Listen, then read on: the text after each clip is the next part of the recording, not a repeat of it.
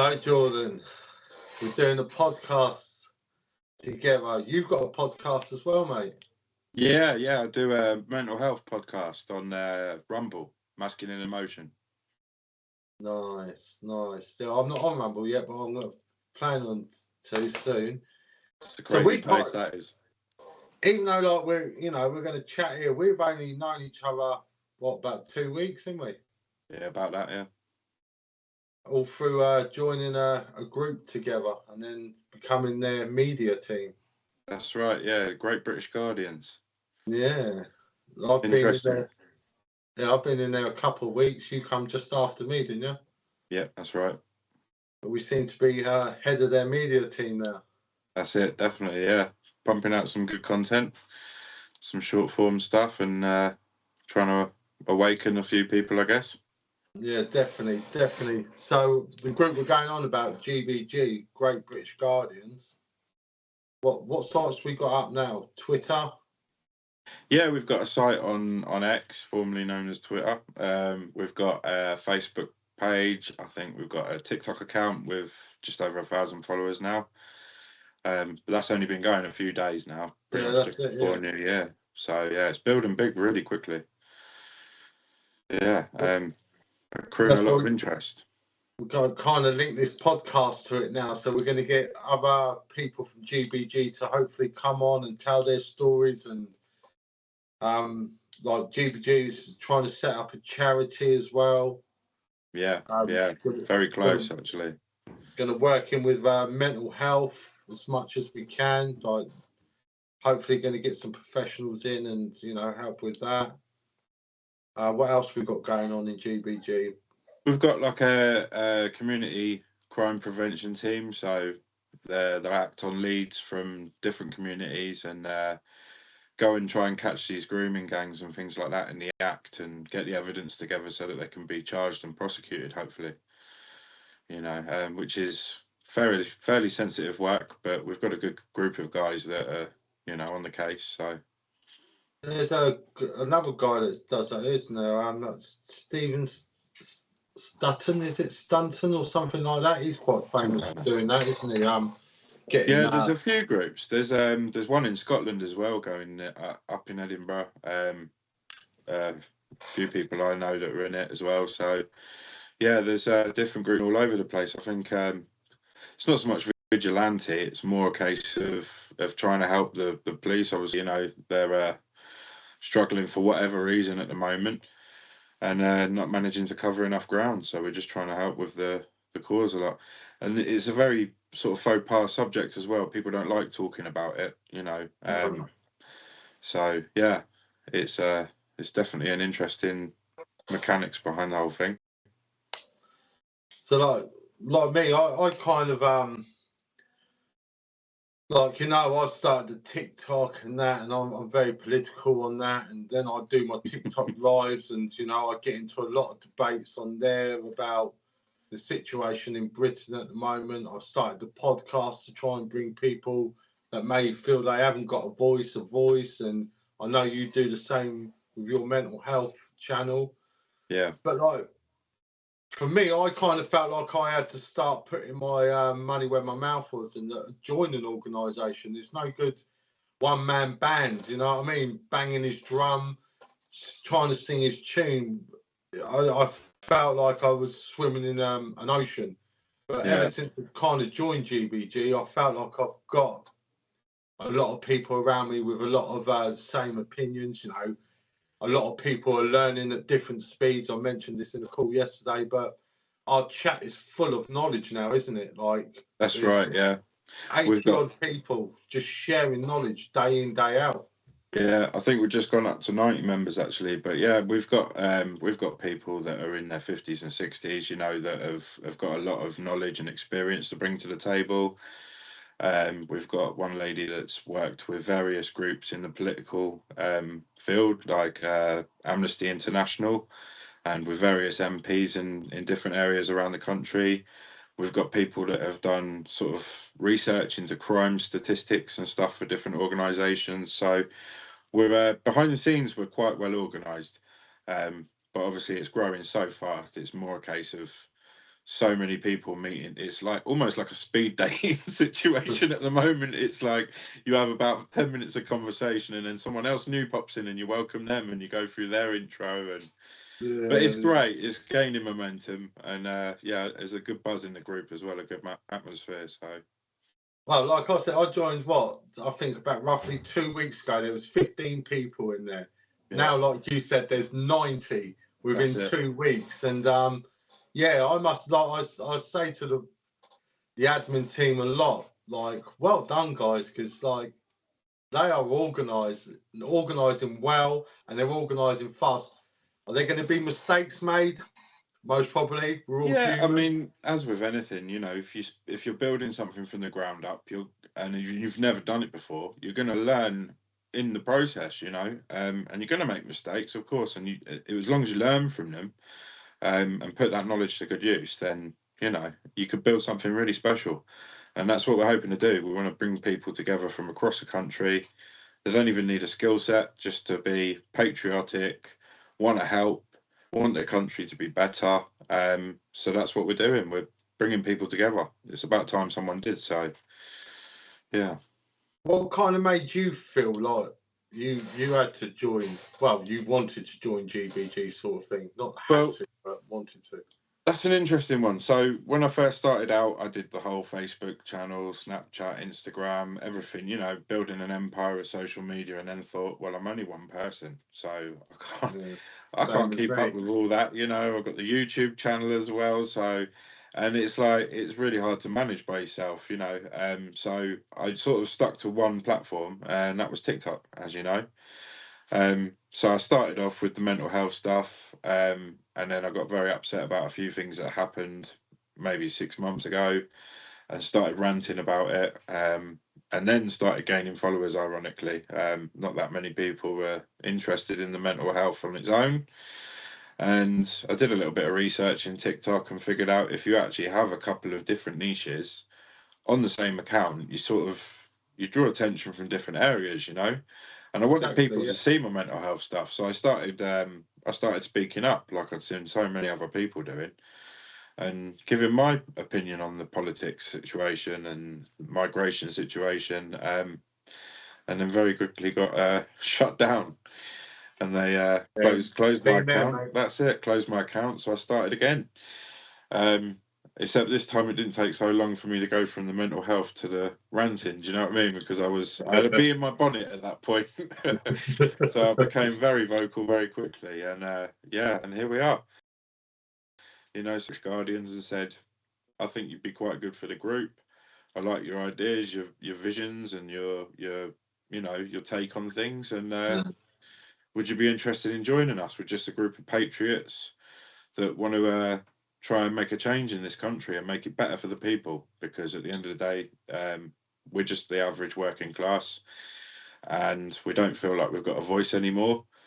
So it's time to sort of bring people together and try and create that and bring that back to Britain, because it's not too great at the moment. No, and I know I've rubbed a few people up in the group the wrong way, because I'm very passionate about Just using very this great. direct. Yeah, well, yeah, I am a direct person. I say what I think, and I say what I mean, and yeah, it does shell shock people. And unless you get to know me, like you have taken the time to get to know me, you understand that there is no if or buts with me. You're either in or you're out. You're not or you are. Yeah, There's no in absolutely. between grey areas. And I think that I think there comes a time when you hit your 40s as well that you lose a bit of your filter, and you lose a bit of your what's the word? Uh, patience. you run out of fucks to give, for lack of a better term. Yeah. It's just one of the, it's like, do you know what? I've been around long enough now to know I've got my opinion, and I'm gonna stick to that because I'm loyal to myself. Yeah, that's it. And Yeah, I'm yeah, exactly the same, but yeah. I think with myself, where I've done my mental health first aid course, it's sort of given me another insight into people and the sort of psychology side of people and how they think and behave, and so I'm just a little bit more subtle if I have something to say. With me, right, every time I help, I've got this little devil in the back of my head that goes, "Not us, and not on my watch." Everyone does. Don't worry, we're all good. You know what I mean? And Everyone I does. kind of, Yeah, you know, and it kind of, I'm sure I've got issues. You ask my wife, I'm sure I've definitely got issues. Yeah, but, absolutely. But yeah, you're pretty much the same reason as why I joined. Then is because you felt like you were swimming against the tide with one person, and maybe with a few other people, you can start fighting against the tide. So well, this is it. Basically the same as me. We're all drowning. I mean, you've got the cost of living crisis, which, just to put into real terms, because the mainstream media seem to try and soften the blow a little bit. I say a little bit, being very humble, but I used to spend £70 a week on just food shopping, right? Every now and then you'd obviously get your toiletries, your toilet rolls and stuff like that. I buy them sort of things in bulk, so it's only once a month. But on a regular week, you spend 70, maybe 80 quid if you buy a couple of extra treats and sweets, as you do sometimes. And since COVID, it's 140 quid a week. It's doubled. Yeah, easy. It's doubled. You know, and they'll tell you, oh, it's gone up 15%, it's gone up 20%. Everyone with a brain that learned maths in school knows that 25% or 15% of 70 quid is not 70 quid, is it? Do you know what I mean? I mean, you'd have to be under a rock to not know that. So they definitely try and sugarcoat it for the masses, but it's not the case, you know. And gas bills have gone doubled, probably. Mortgages, some of them have more than doubled. Well, food banks in this country have tripled, haven't they? Yeah, and people are struggling, and it's a real hard slog, especially, I mean, in my situation, my wife suffers with mental health. She has done for over a decade now, and she's unable to work because of it, because she's got something that's called hypervigilance. So she's always constantly aware of everything around her. It gives her massive anxiety. She can't be around lots of people. She can't meet new people. It affects so many different aspects of her life. Yeah. And it's like, I mean, she can't work, so I work, and I've got a rough job. I'm not going to lie; it's a very difficult one, um, and it's not paid very well. But I don't want to risk losing that security of that income to try and get something better, and then it not work out, or to not get that better job or better paid job. You know, so I'm the same as everyone else, stuck in a rut. Trying to make it work off a single income, it's not easy, you know, and the help from the government, there is help from the government, but whether you would class that as even close to what you'd need is a different story, you know, and it's just so tough. Well, we all know that there's money in the pot, plenty for this country. Yeah. But we also know that there's a certain element in this country that just hasn't got its best intentions at heart. Well, I mean, when I was very young, that was the last time that the Tories were in power. And I've got a very good memory, you know, and I remember miners' strikes when I was a kid. I remember people queuing up for bread and stuff like that. Do you know what I mean? I remember the original bread line from our generation. Yeah. And it's going to be there soon. It's going to be there very soon, if the people don't start to stand and take a stand against it. Because you've got, I mean, Rishi Sunak's idea: spend £240 million before you even send one person to another country to deal with migration, and then agree to taking one person from Rwanda for every person you send there. And that's before you've even secured your own borders to stop more from just coming in anyway. Exactly. I mean, you might as well pull a suitcase full of money out into the middle of Downing Street in front of every other person in this country, pour petrol on it and stick a match in it, you know, and just watch the look on people's faces while he's got that silly smirk on his face. But this is another reason, like, you know, like the other night, New Year's Eve, we waited up with the wife, and the kids to watch the fireworks. Yeah.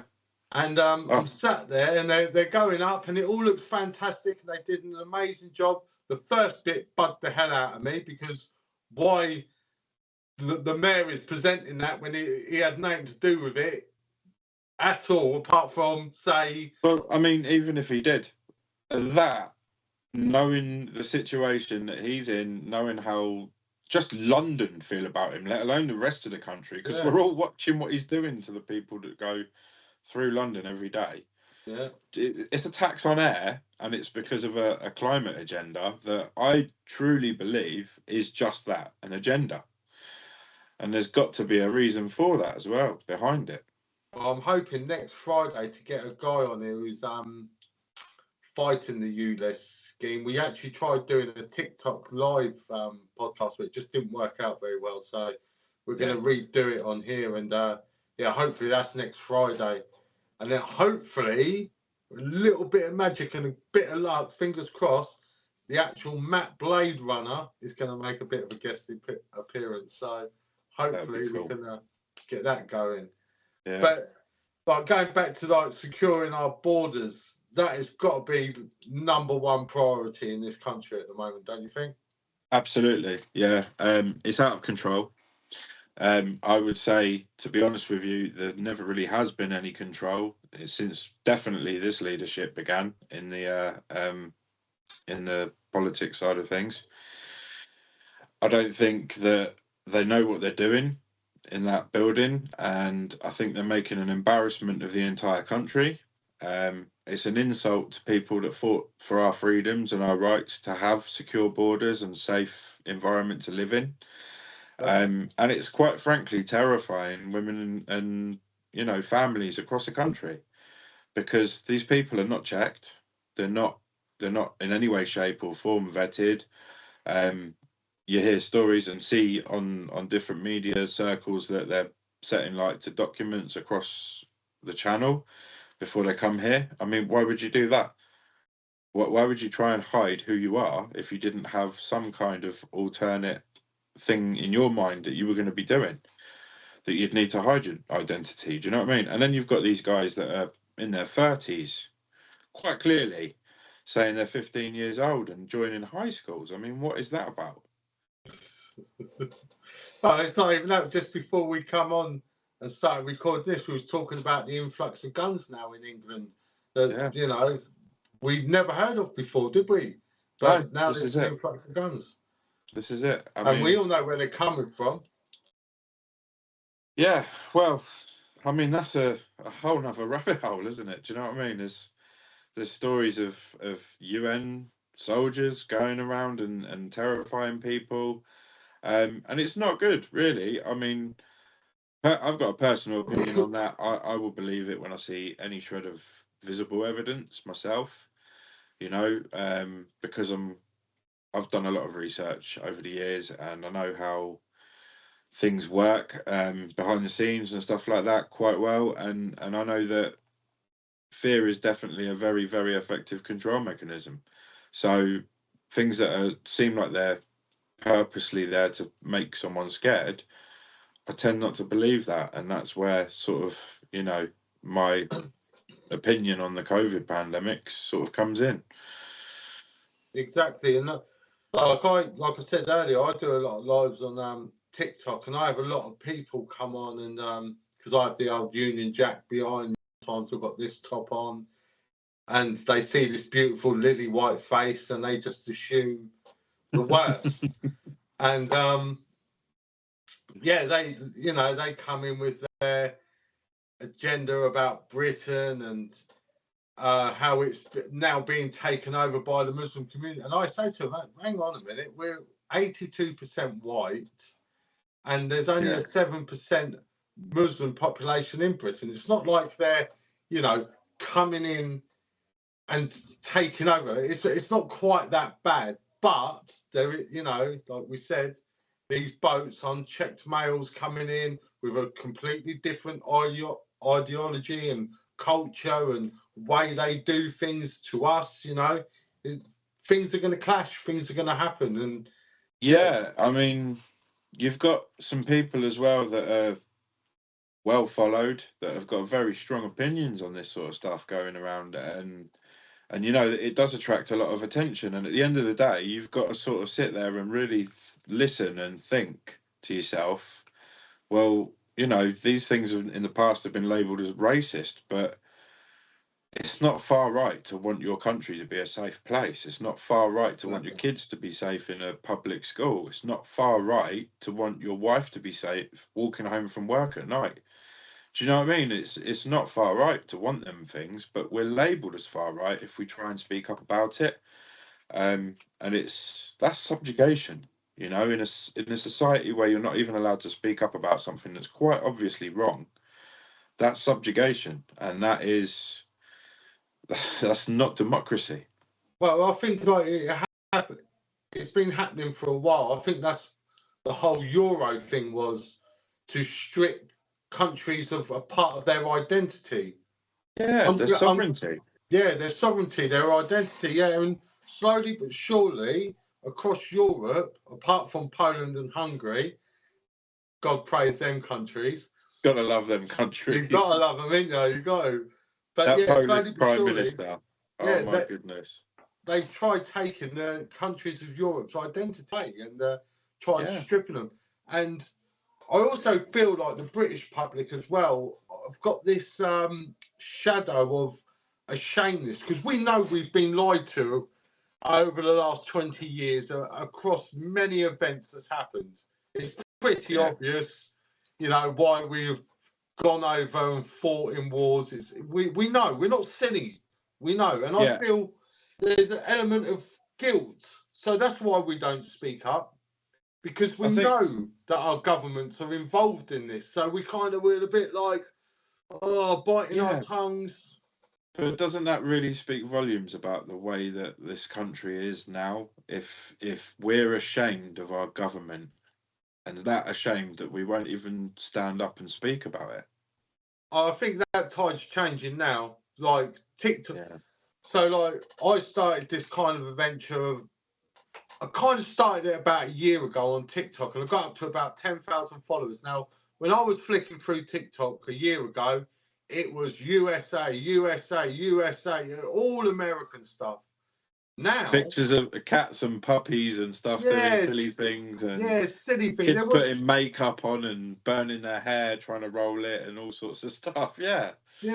But now, Union Jacks, England flags, a lot of patriotic Brits trying to get the message out and trying to do it in their own way. I feel like, the British public are definitely waking up to what's going on. Yeah. And, hopefully these groups like ours, GBG and the FLA and a few others that are kicking about now, hopefully they grow, they connect, they organise, and we can start making some real change. Because it was funny you mentioned that, actually. I mean, just before I jumped on the call with you, I had one of our members contact me. He's an ex-serviceman, and he knows another organisation like us, but full of ex-servicemen. And we're in negotiations at the moment. Well, I'd say we're in negotiations. I haven't actually brought it up to the admin team just yet, but he sort of offered to approach them and see if they want to join forces, you know. And I think if we get more of that, because there are so many different satellite groups of patriotic people that maybe have tried other groups and didn't work out with them. It was a different atmosphere in their group. It was a different bit of cohesion, different views, opinions, and that's fine. I mean, that's what people are like. Brits are synonymous with falling out with each other all the time. That's why we haven't got our heads screwed on and got together yet, you know, because we just can't stop bickering amongst us. And it's sort of gone that way over in America. If you track even just a small amount of what's going on over there, you've got Democrats, you've got Republicans, and then you've got people that don't talk. Do you know what I mean? So it's a bit like that here as well. And it's like, well, all of a sudden, conspiracy theorists are not really theorists anymore. It's just they're telling you about conspiracies now, which is scary because some of them are pretty deep. But then you've also got like you said, the patriotic groups. And a lot of them are all speaking about the same things. They're fearing for their family members. They're fearing for their kids' safeties. They're fearing for, you know, the way that this culture of this country and the proud British community feel that we used to have before the lockdowns is going to be gone soon. And we want to protect that, our proud heritage. You know, I mean, we've gone through two really, really harrowing experiences in world wars. We've lost a lot of our men and women in battles overseas over the last, especially the last 100 years. You know, and there's a lot of people that are descendants of these people that are angry with the way the country's going right now.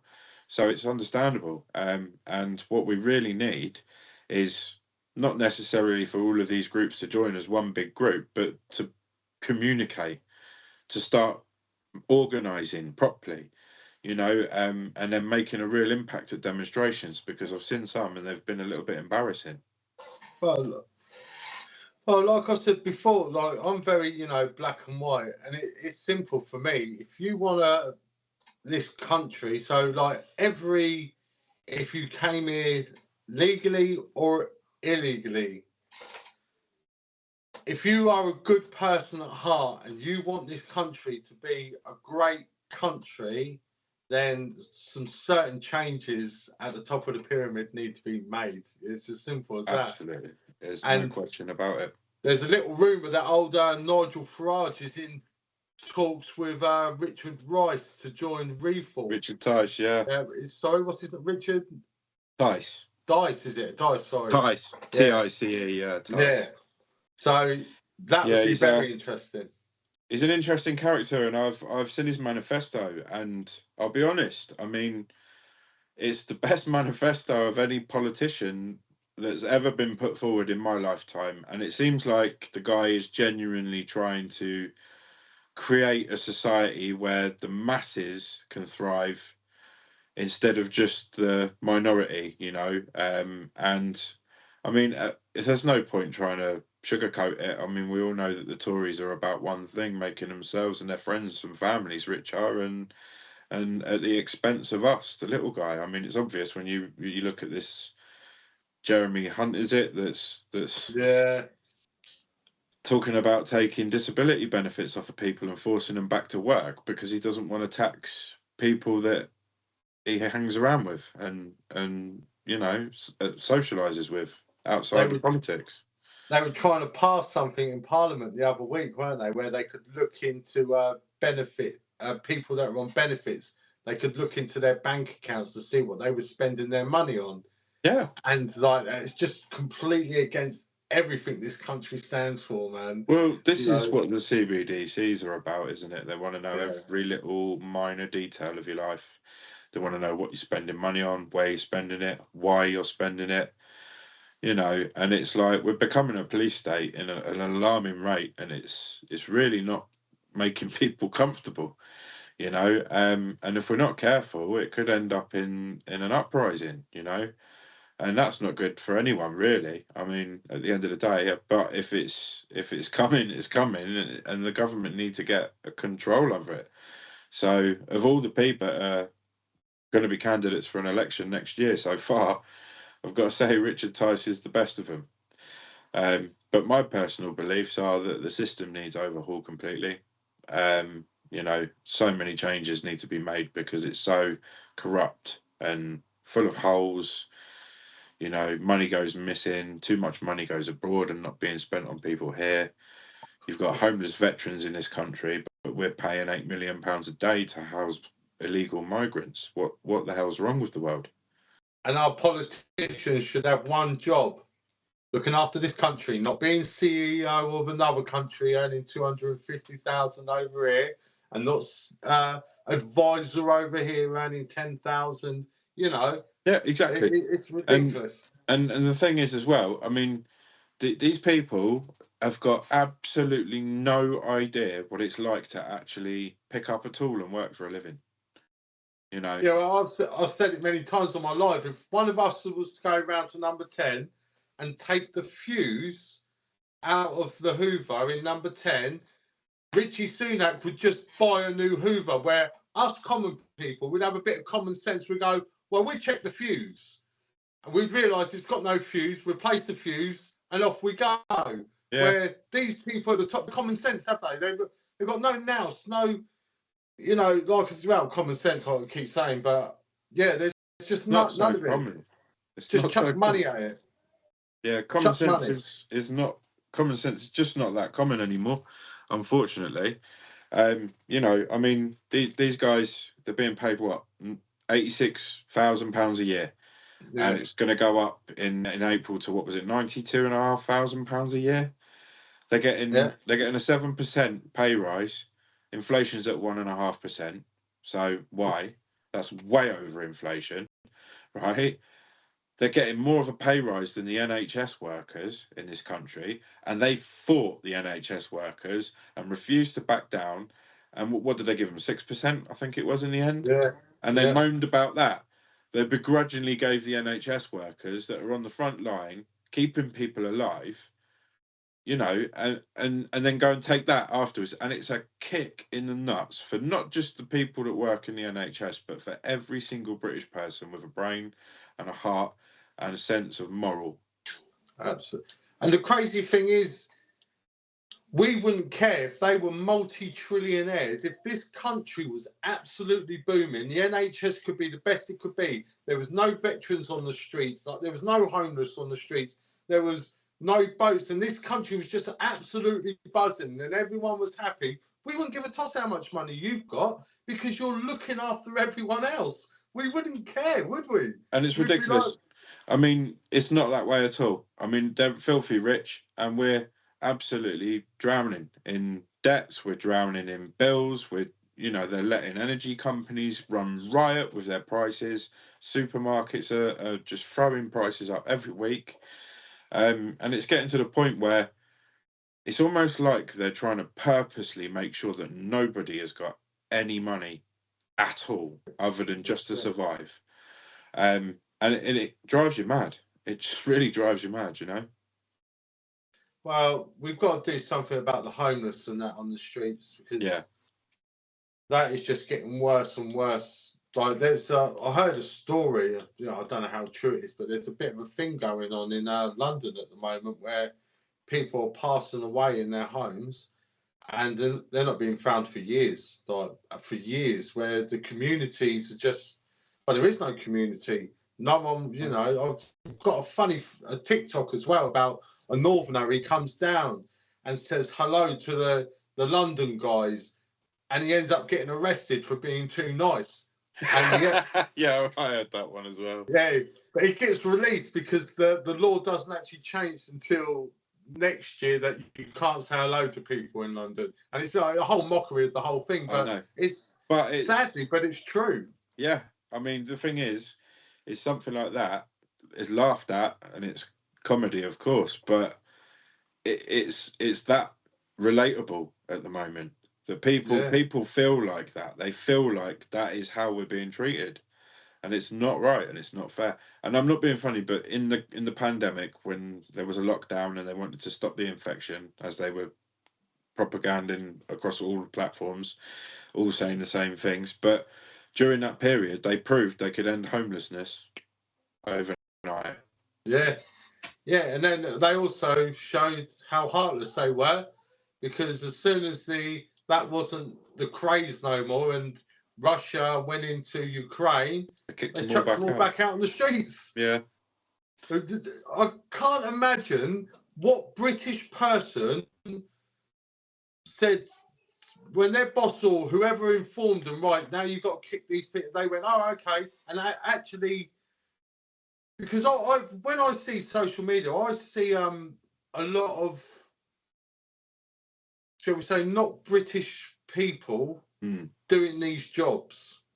Yeah. And I feel like they're the ones they are brought across here to do these dirty things, because they know the British public won't do it. Well, have you seen their minimum wage?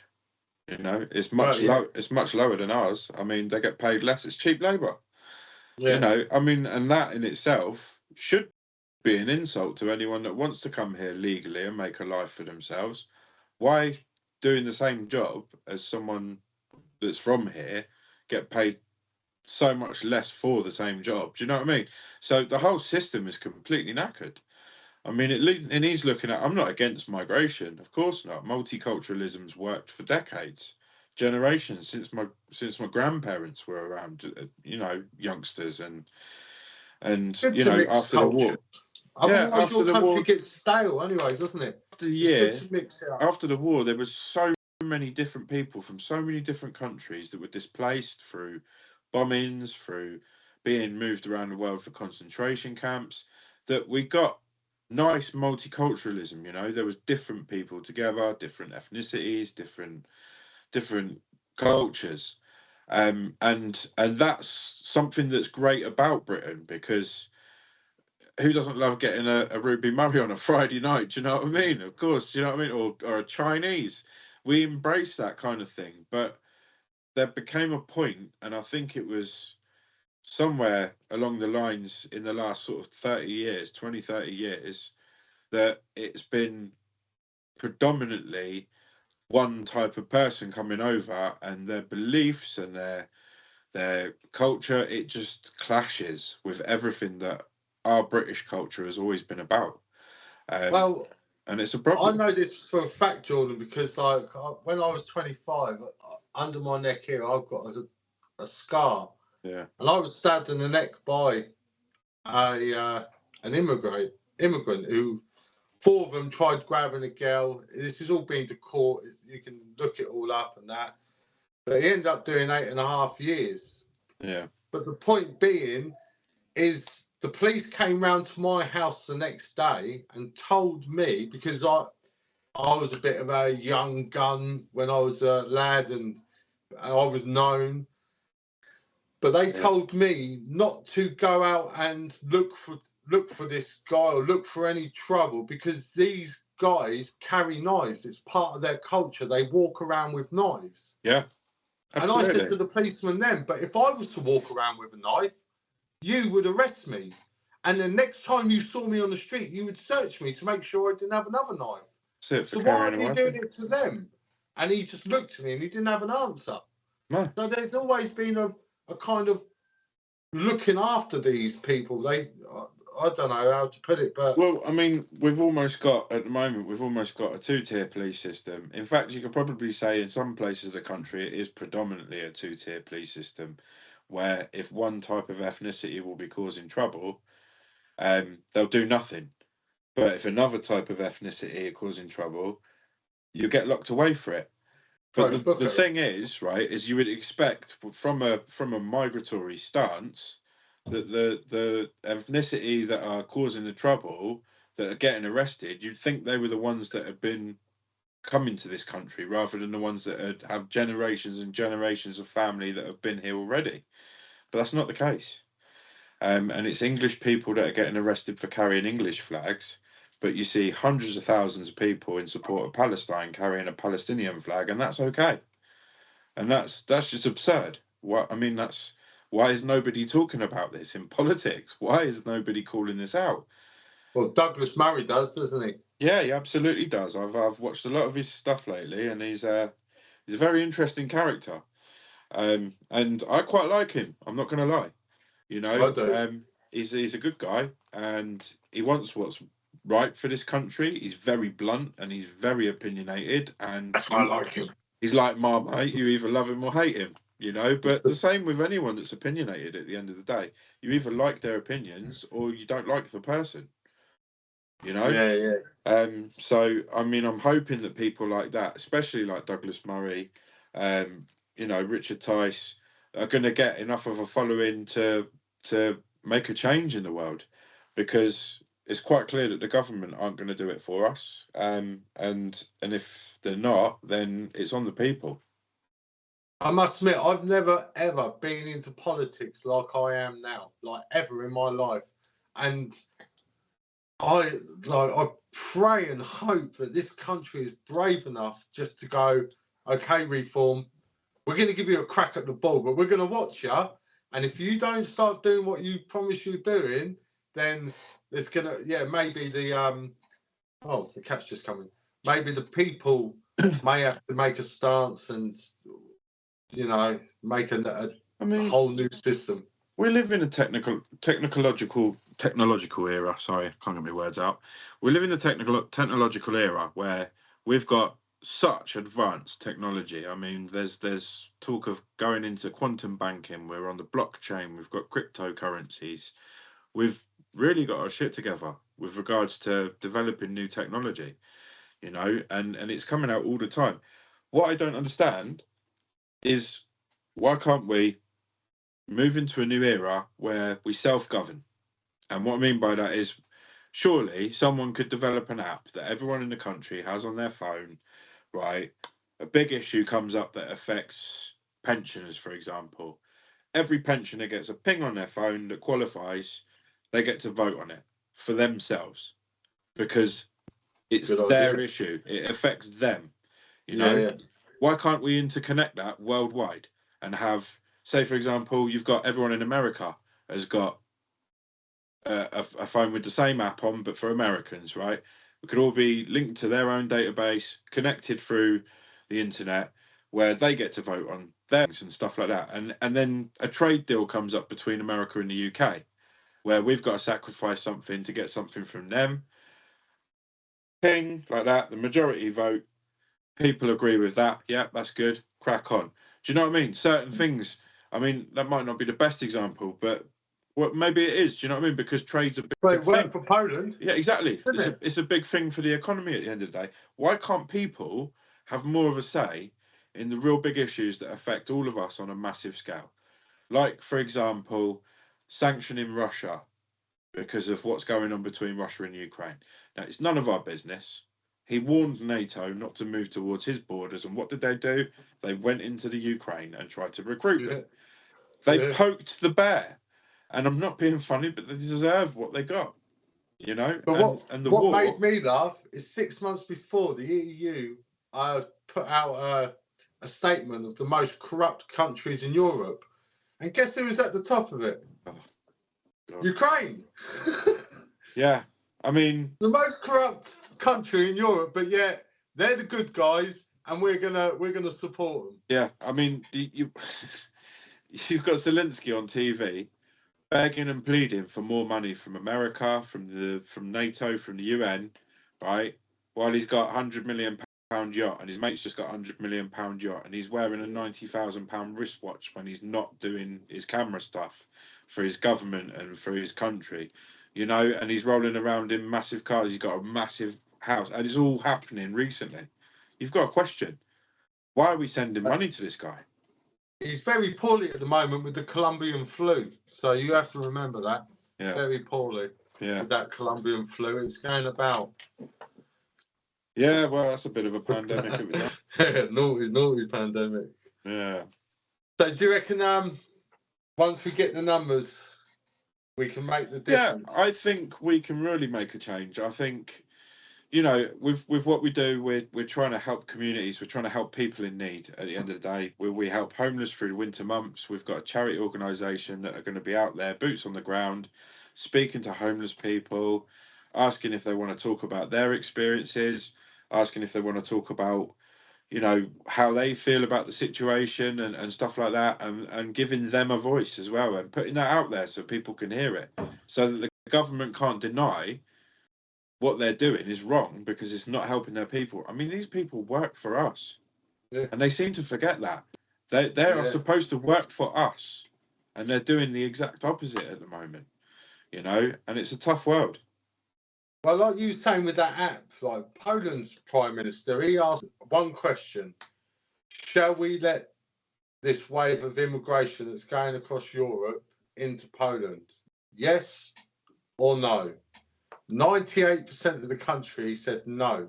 So he went, okay, I'm going to get all your tax money and I'm going to build a border wall. I'm going to build all the fences round. I'm going to secure our border. And all the Polish people went, well done, great job, thank you very much.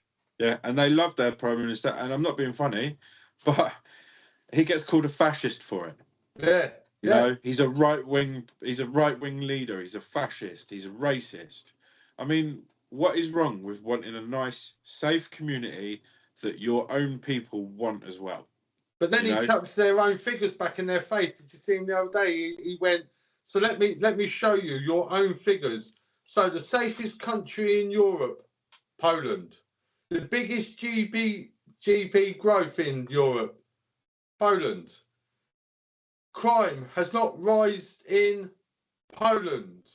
Women are safe in Poland. He just shot them down. He went, and these are all your own figures. So you yeah. tell me how this hasn't worked for Poland. And Hungary are exactly the same. And then you go to Sweden that have opened their arms to them, and Poland are here and Sweden are at the bottom of the list. And this is the thing. I mean, at the moment, we're stuck without many options. I mean, like I said already, I believe the system itself needs complete and utter total change. It needs a reform of some sort. It needs to work better for the people at the bottom of the pyramid, and not as well for the people at the top of the pyramid, because there's such a divide in class that it's become, conspiracy theories are rife. Everyone's in fear. People are hating the governments worldwide. There's France are rioting. Spain have been protesting for God knows how long. I think they protested for like a month or something. Well, You know, German farmers are peppering every government building right now with manure and foam and making a right mess of the country. The people are unhappy, and it's all across Europe. It's in North America, USA. Their borders are open. They're trying to deny it in the White House, but it's clear as day. There's nearly 1 million people a week going into that country. I fear for our American brothers and sisters. I really do.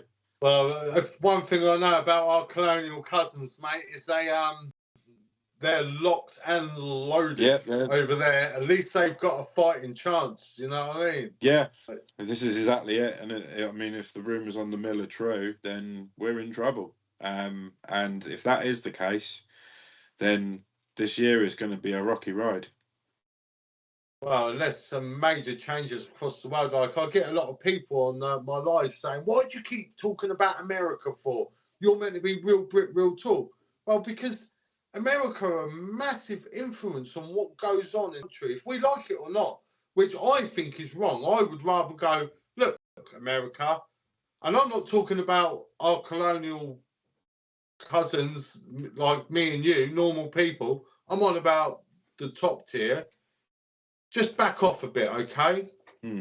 We're just going to back away from everything for a little while and just do our own British thing and secure our borders. And we're not going to run after every little titty tatty thing you want us to get involved in. If you want to go over to another country because you want something, off you go. Just leave us out of it for a while, because not only are you giving us a disgusting name around the world, but you're kind of just putting in a dampener on, Absolutely. So yeah, just leave us alone for a bit, please. Leave us alone. That's Yeah, what I'd say. and I mean, it's not impossible, is it? I mean, you've got was it the Netherlands that voted in that guy that was Geert Wilders, is it? Yeah, just come out from nowhere. And he's like, right, this is happening, that's happening, and people are going, yes, get this guy in power. That's what we need. We need someone that's like, right, you vote me in, and make no mistake, I'm going to end that. I'm going to do this. I'm going to do that. I'm going to flip the scales a little bit. I'm going to put it in favour of the people because it's gone on far too long. And at the moment, the only person doing that is obviously Richard Tice. And I mean, like I say, he's got a hell of a manifesto. Rising the tax threshold to £20,000 will change millions of households. Putting strict, like taking VAT off of energy bills. 20% reduction straight off the bat. Bang! I'd take 20% off my energy bills right now, happily. He's going to end the boats coming over. So he says. I mean, we've heard it before, but we've heard it before from one party. Let's maybe hear it from another and see if they're up to the job. I don't know what the big problem is. I don't know how we just don't ring up the chief of our navy and go, secure our borders, and they go, Roger that. Yeah. Boom. Instead we're sending the wrong boats out there and we're bringing them back. Yeah. Wow. Yeah. Yeah, that's what I mean. Like, even if we have to ruffle the French's feathers and say to them, look, you're not bringing them halfway no more and sending them across to us. That's not happening. Well, if you do that, there's going to be issues. Since Boris Johnson? Since Boris Johnson, we have paid France almost £500 million, I believe, to stop sending or letting boats of immigrants come over here. I mean, they had real problems a few years back. Do you remember it? Just before the pandemic, there was loads of them coming through the Channel Tunnel. It was on the news every day, jumping in lorries, lorry drivers talking about it at Dover. It was a mess. So it's been a mess for a while. It's been a mess since the whole Tory leadership started. Let's be honest. But it doesn't take a lot to lock it down. And they really loads can. of people say, well, you shouldn't have done Brexit. Well, we should have done Brexit, but we never did it right, did we? We still left one foot in. We still have the European laws making decisions for us. I think we still haven't fully left Europe yet. We haven't. Because we haven't made the trade agreement with them. We haven't made the fishing agreement with EU, with the fishing in the North Sea and the English Channel, the French Channel. We haven't made any of these agreements yet. And they've been holding us over a barrel because they think they've got the upper hand. And the reason for that is because over the last decade, especially, our production as a country has dropped massively because there's no investment going back into the infrastructure. They're not spending our tax money improving the country, creating more jobs. They're just not doing any of it.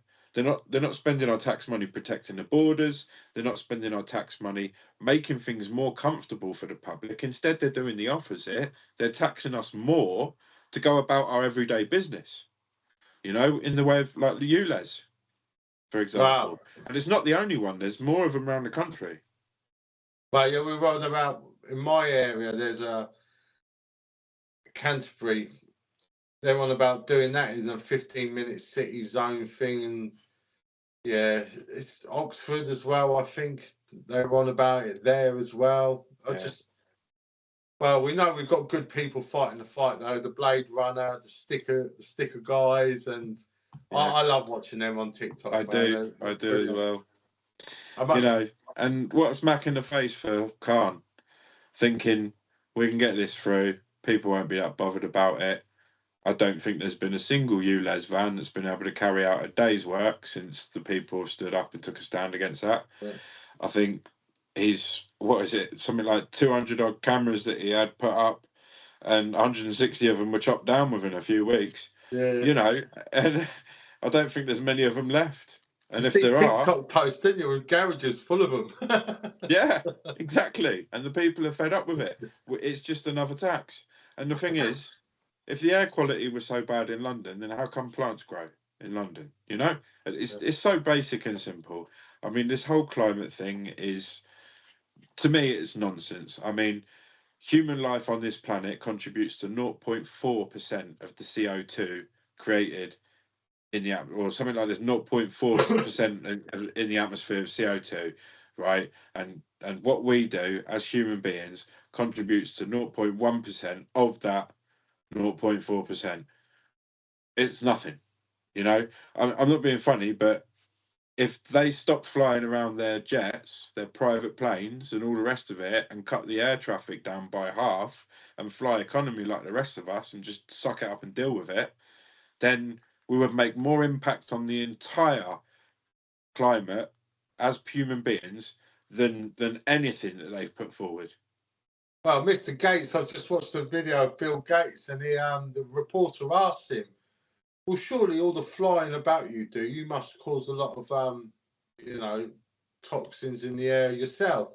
He went, oh, yeah, I'm most probably right up there. I'm most probably one of the most top guys causing pollutions. But hang on a minute.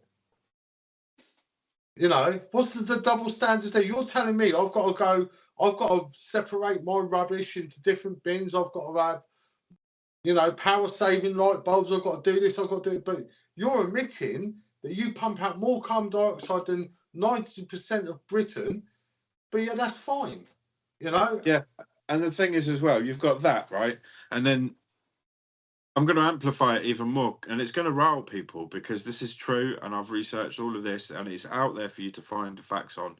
Now, you've got, say, for example, the World Economic Forum and the World Health Organization. These organizations that are trying to weed their way into our politics worldwide. They're not elected people.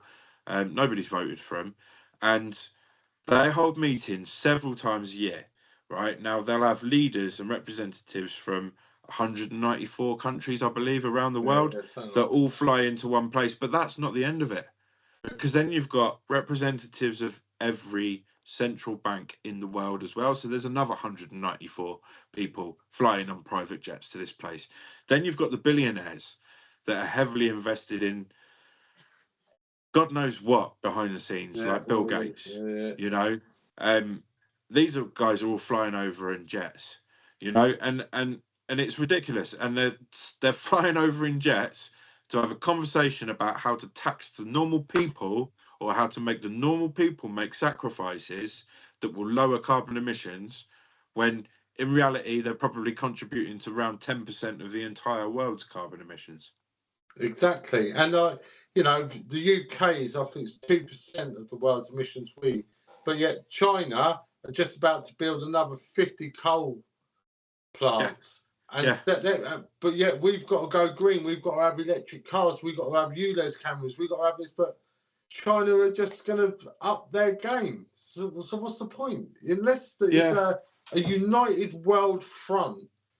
You know, and that's another thing that disturbed me. Our king as well the other week. He said,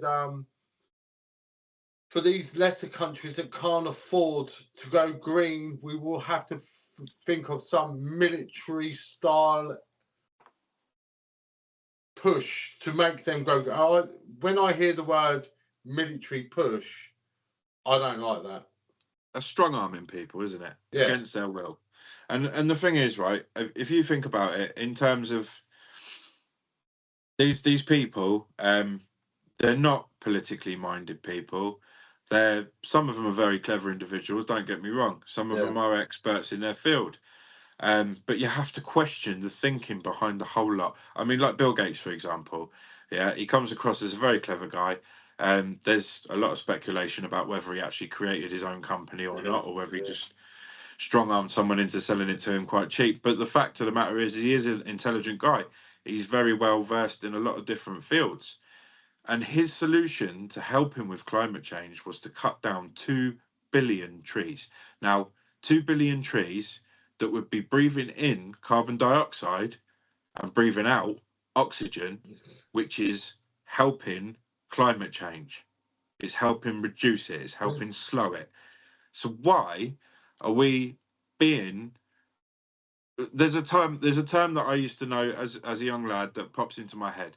Don't piss on my shoes and tell me it's raining. Yeah, exactly. Yeah, but that's what, going back, these top tier people may have all the intelligence in the world, may know every word in the dictionary, but got no common sense, and that's where they fail, because they think that us common people are stupid. Yeah, and this is the thing, isn't there a lot of irony in that? Because us common people are the reason they've got a house. Us common people are the reason they've got a car. Us common people are the reason they've got food to put in their fridges and on their tables at night. Us common people are the reason that they've got a bath to go jump in or a shower to get cleaned up in. Do you know, everything and every single thing in their lives has been made by a working person, and they treat us like we're expendable. Well, they just think they're superior than us, but they brainwash society to think that way as well. You know, like the whole worshipping people. We worship the wrong people nowadays. Like, we worship money. Yeah, people with our money. Society these days, our society worships money. You know, if you like, how many people do you see on like social media trying to sell their new course in how to make money, sell their course in how to make money on the stock market, how to make money in e-commerce, how to make money in drop shipping on Amazon? There's millions of videos out there. Money sells. Yeah. You know, if you've got an idea or you've got a system or a program or an operation that will make them money, people will throw away their last pennies trying to do it, because everyone's trying to chase the money. And they know that, and they've got people over a barrel, you know, because they've created a society where we waste so much money as people on stuff we don't need. There's an iPhone released every year. Yeah. What's the difference if you take the case off the outside and have a look at the innards? What's the difference? They're sticking they've got so bored with making one every year, they're sticking extra cameras everywhere. Every new iPhone's got another camera. Yeah, it's just ridiculous. But with technology, like Trump says, if he gets back in power in 2024, he's going to build 10 new cities in America with technologies that the human race has never seen before. Yeah. So and honestly, I feel like that is the solution in not just America, but here too. I feel like we've got a lot of protected land around the country, and we want to keep that, and we want to keep our beauty spots and everything. But this country is big enough for the people here. We can spread out, create jobs in new areas, build new developments instead of upsetting local communities and populations that are already in place, and bringing in hundreds and hundreds of more strange people from outside other countries, or whether from within the country, from cities and poor areas, and just displacing people. Start a new city, create new wealth, create new demand, create, you know, it's constantly going to improve the economy. It's going to feed the economy rather than put people, create jobs. Yeah, it's good. Rather than put more people in poverty, piling them up on top of each other like ants in an ant colony. It makes no sense to me. I must admit, I've never seen a leader so much loved by anyone like Trump is over in America. My God, yeah.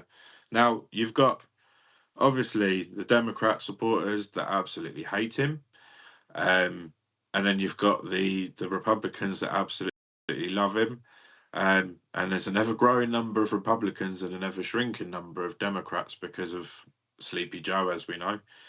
Down They're Biden, I call attacking him. because he did such a great job, and I'm not being funny, but I will tear any Democrat apart that wants to argue about this. You know, he lowered crime, he increased employment, he raised the GDP, he was well respected around the world. He stepped into North Korea by himself. Yeah. And shook Kim Jong-un's hand. Name one other world leader in history, as far back as probably JFK, that would do that for his country, for his people. Made peace in the Middle East. He looked back at his security team and he went, "Don't worry, guys, I've got this." And stepped over that marble slab. And mate, big respect to him. They're worried about him at the moment over there, aren't they? A lot of high security people coming out and begging him, stop going to UFC events, stop making all these public, like, you've done enough rallying now. They love you. You're great. Now hide away till the day. He's not going to stop. Yeah, he's not going to stop. No. And again, that's another classic example of someone that wants to make massive changes for his people. We don't have that. No. We don't have that. We've got one candidate that's sounding like that. And I honestly believe that his manifesto is as great as it is. It could have a way more. Educational reform. Why are we not teaching kids about finance so that everyone can be financially stable? Why are we not teaching kids more online and internet based stuff? Because that's the way it's going with the blockchain technology and all the rest of it. Why are we still teaching kids religious education? Why can't that be left down to the religious establishments where people go and pray and worship, churches like they used to be, and make it optional? If people want to have religion in their life, go Sunday school. Absolutely, not a problem. Go to mosque, go to wherever it is you go, to your synagogue, or, you know, and start to reform it and make it better for kids, because we're moving into another era now. We're moving fast into I don't know whether you call it the space age or the quantum age or whatever you want to call it, there's going to be a lot of call for. I mean, at the moment, the biggest earning job out there, and they're crying out for people, is in cybersecurity. Yeah. What do they do in a traditional school that's still running on the same 190-year-old system that will start to push kids towards cybersecurity? It's not An even hour even in the history. computer room. Even history. You imagine if you was a kid, then instead of the teacher reading out what happened in a book and you having to turn, if you could have a big screen and they showed you the formations of the Romans, you know, what the Roman soldier used to wear, and then you'd see the formations of them and how they would advance on other armies, and you know the computer graphics you could do now for the kids, you'd have them enthralled, and then at the end of it, go right now we're going to build a Roman shield, or you know, show us what you learned, and you know, just engage the kids. And this is it, and this is because the right conversations are not getting had in the right places. Because, like you say, the way you could deliver a lesson now, in comparison to how you could deliver a lesson 150, 200 years ago, it's mind-boggling. You know, the difference in it is absolutely mind-boggling. You could have holographic teaching materials in the middle of a classroom. You know, Yeah. there's a technology out there for it. Why are we still teaching kids with books under these horrible fake lights that you've got, the strip lights that give you a headache or make you want to go sleep? You know, and the way that you're sort of taught in a school, it's almost like prep for prison. And if you've got a child in your class that's finding it hard to sit down and concentrate, and instead of just sticking a label on him, how about you take him to a woodwork shop, or I don't know, a mechanic shop, or somewhere where he can use his hands? Because I bet you he will flourish than sat in the classroom. It's funny you mention that. Now, no, I'm not a teacher, but I was a martial arts instructor. For quite a few years, I had 4 full-time schools. I think there was 3 or 4 classes in each school. I was training 4.5 hours a day myself, and then teaching for 3-4 hours a night. And I taught 3 to 6-year-olds as well. You know, the kids of all ages, yeah, and adults as well. You know, people with learning difficulties. I had a blind student who was doing martial arts, and she was bloody good as well. I'm not gonna lie, you know. And one of my tactics was, if there was a kid messing around in the class, getting bored standing in line, because there's a lot of that. It's regimental. It teaches kids respect, self-discipline. If there was a kid that was always sort of, you could spot him in the corner of your, you see him fidgeting on the line, and then you'll see him whispering and talking to the person next to him. I'd go, right, come up. I'd stick a pair of pads on his hand, and I'd get him to hold the pads for people, and I'd teach him how to do that. He's learning something a little bit different to everyone else in the class, but he's still involved in the class, and he's doing what everyone else is doing. Exactly. And he'd love it. And he'd feel special.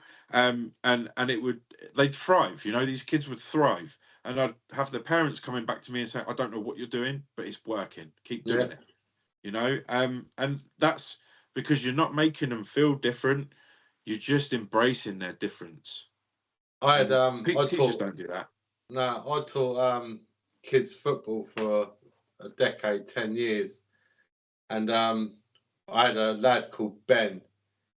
And it's not like he was even chunky, but he was just bigger boned than all the rest.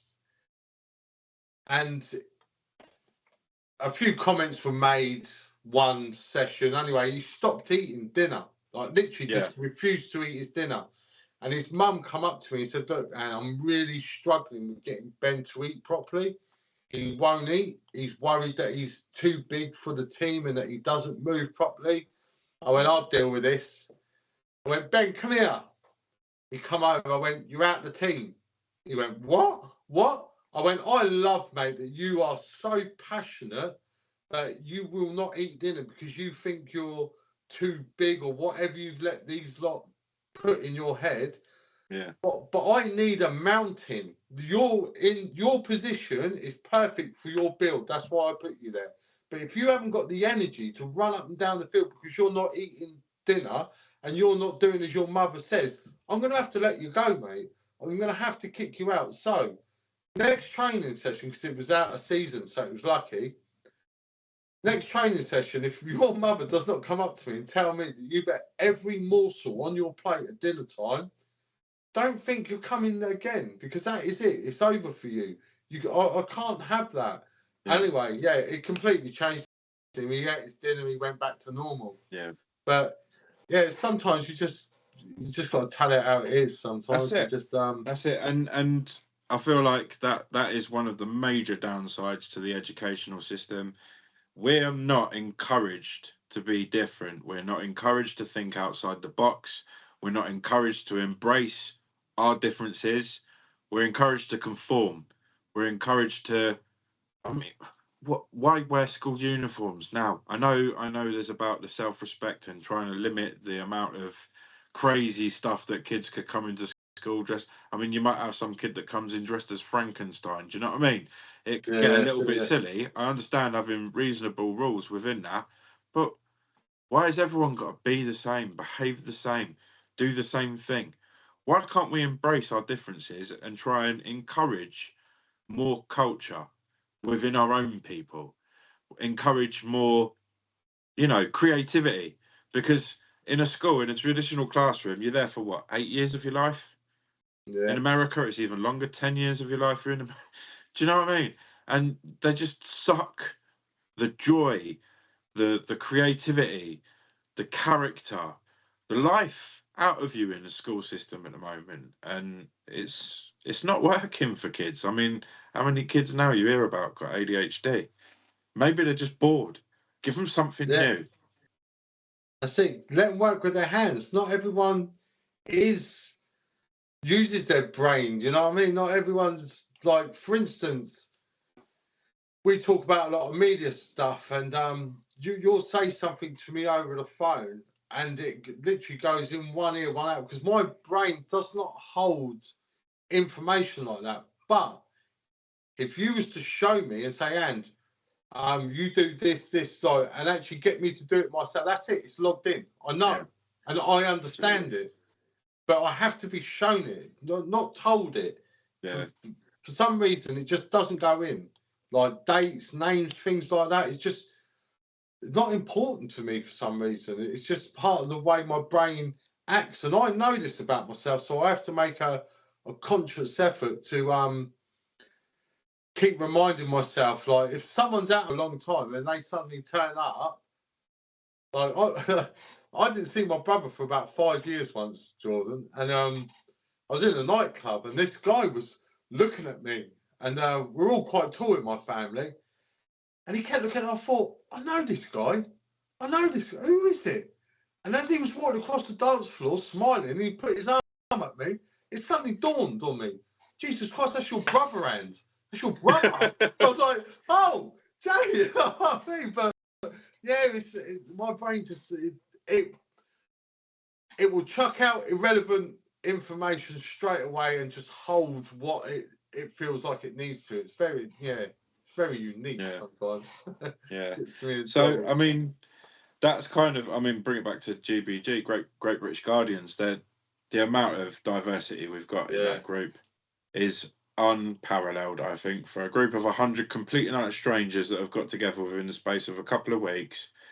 Is unparalleled. We've got so many different people in there, and it's such a good atmosphere as well. People sharing information all the time, talking and debating about things, telling each other about histories that weren't taught in school. That's it, and it's great, and that fills the time in between having to be somewhere and do something for your country, for your community. Like, say for example, there's a quiet period between helping out with the homeless, or there's no demonstrations that people need to be out boots on the ground. That's it. We're constantly networking with each other, giving each other ideas, ideas for videos, ideas for things that we can do as an organization to help our communities. And it's great. It's coming along really, really well. Well, knowledge is power, isn't it? And the more brains you have all focusing on the same idea or path sort of thing, we hopefully we get somewhere. But definitely growing at a rapid rate, aren't we? Yeah. It's, It's scary but exciting. Definitely, yeah. And the thing is with that as well is, I mean, obviously everyone gets carried away. I mean, I've done it myself in the group chat, been chatting away about conspiracy theories that I've researched, and you have to bring it back down to earth and go supposedly or apparently or I heard, or do you know what I mean? Or I seen a video that said, rather than try and claim it's true, because there is a bit of a stigma around conspiracy, but more and more of them, like we say, are coming true every day, and it's it can be scary, yeah. So we're going to definitely do this a couple more times, yeah. Oh, absolutely, yeah. I've really enjoyed it. Yeah, I feel like we should bang one out at least once a month, me and you, and we get some GBG guests on and some ULEZ guests on, and yeah, we'll get this up and rolling. Yeah, and, absolutely. Because there's a lot of people that need, shall we say, a little kick up the butt to realise their future is in the balance. And this year, more than any other year in my life, I feel maybe the most important year. Without a doubt.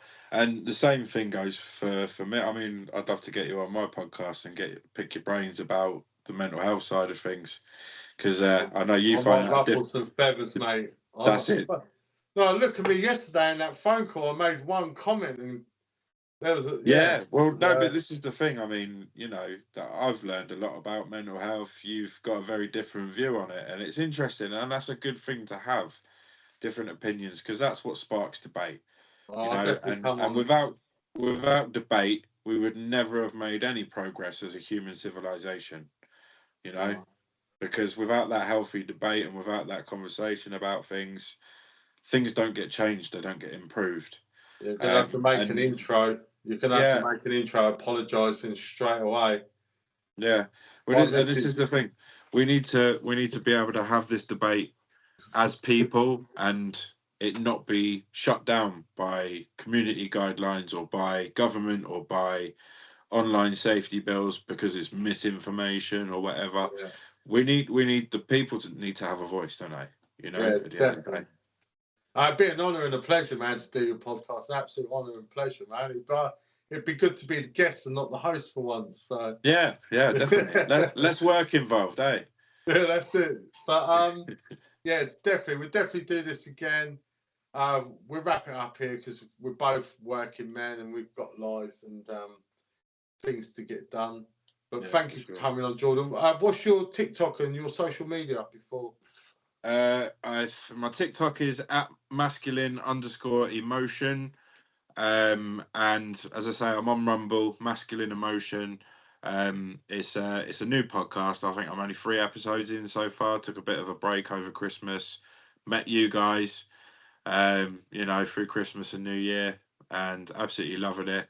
But yeah, we're back on this weekend, Sunday evening. Every Sunday evening, I upload an episode of that. And hoping to get some guests on there soon, and start talking to people about their experiences. So, exciting times ahead. I'm sure once people know about GBG and what we can do and everything, I'm sure we'll be able to help as many people as we can. That's what we're here for. Well, that's the aim. I mean, the people have sick of it. We've had enough. We're sick of hearing a lot of chit chat and talk and nothing being done about it. With the Great British Guardians, we're uniting people that want to actually start doing something, and we don't want to just stop at going to protests and shouting at the top of our heads when things aren't right. We're talking about rebuilding community spirit, trying to help different communities around the country that need it, raising awareness about sensitive subjects, about crimes that are happening because of this relaxed migration we're having. So there's a lot going on. There's a lot of moving parts, and there's loads and loads and loads and loads and loads of things that more people can do. So we're always recruiting too. But I will end on one note, though, to the general public. Like, you can't rely on groups like GBG to do the work for you. You are going to have to get off your butt. And if you want change, guys, then you're going to have to vote for change. It's as simple as that. Because as much as we want to help, it is down to you guys to actually make the change. So definitely. And you know, like I said earlier, Richard Tice is the only person coming forward with fair or fairer manifesto than any of the other parties. He's a genuine guy, you know. I mean, if an election comes around in May and we haven't had a civil war or something by then yeah, he's probably going to get my vote as well. To be honest with yeah, you, I think he's going to because get what more. other option have we got? Can we keep going around the same merry-go-round with the same stupid two parties that have got no interest in the people, or do we try something new and go? Do you know what? I've had enough of this. You take the reins for a little while. Let's see what you can do. That's it. Well, on that note, guys, thank you, Jordan, for doing this. Thanks for having me. You take care, and I'll chat to you tomorrow on our other channels, I'm sure. But yeah, no worries. Take care, UK. Stay safe, and I'll see you soon. Real Brit out.